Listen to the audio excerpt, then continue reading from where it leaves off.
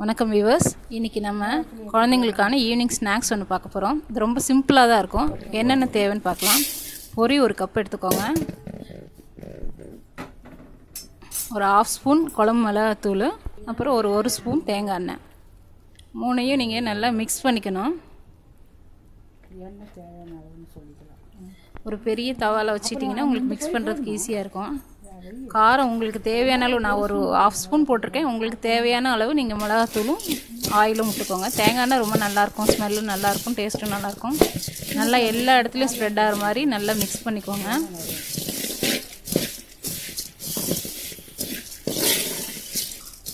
எல்லாத்தையும் நல்லா மிக்ஸ் பண்ணிவிட்டு அதுக்கப்புறமா நம்ம ஸ்டவ்வில் வைக்கணும். ஃபஸ்ட்டே வச்சிட்டிங்கன்னா எல்லாம் அடி பிடிக்கும். அதனால் எல்லாத்தையும் நல்லா எல்லா இடத்துலையும் ஸ்ப்ரெட் ஆகிற மாதிரி மிக்ஸ் பண்ணிவிட்டு அதுக்கப்புறமா நம்ம ஸ்டவ்வில் வைக்கலாம்.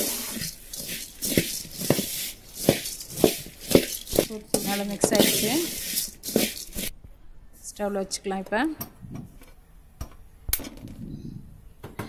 ஸ்டவ் வந்து பெருசாக வச்சுக்க வேணாம், கொஞ்சம் மீடியம் ஃப்ளேமில் வச்சுட்டிங்கன்னா வறுக்கிறதுக்கு ஈஸியாக இருக்கும். கீழே இருக்கிறதுலாம் அடி பிடிக்காமே இருக்கும்.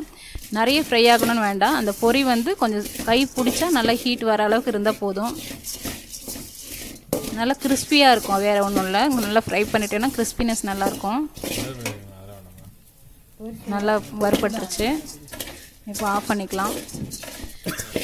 இப்போது ஒரு ஈவினிங் ஸ்நாக்ஸ். நீங்கள் வெறும் பொரி கொடுத்தீங்கன்னா பசங்க சாப்பிட மாட்டாங்க. இந்த மாதிரி ஒரு ஸ்பைஸியாக கொடுத்தீங்கன்னா சாப்பிடுவாங்க. உங்களுக்கு வேணுன்னா இதில் நிலக்கடலை பருப்பு வறுத்து போட்டுக்கலாம். அப்புறம் கேரட் வேணுன்னா கேரட் துருவி போட்டுக்கலாம். சாப்பிட்டு பார்த்துட்டு செஞ்சு பார்த்துட்டு இந்த ரெசிபி பிடிச்சிருந்ததுன்னா லைக் பண்ணுங்கள், ஷேர் பண்ணுங்கள், மறக்காமல் கமெண்ட் பண்ணுங்கள். தேங்க்யூ.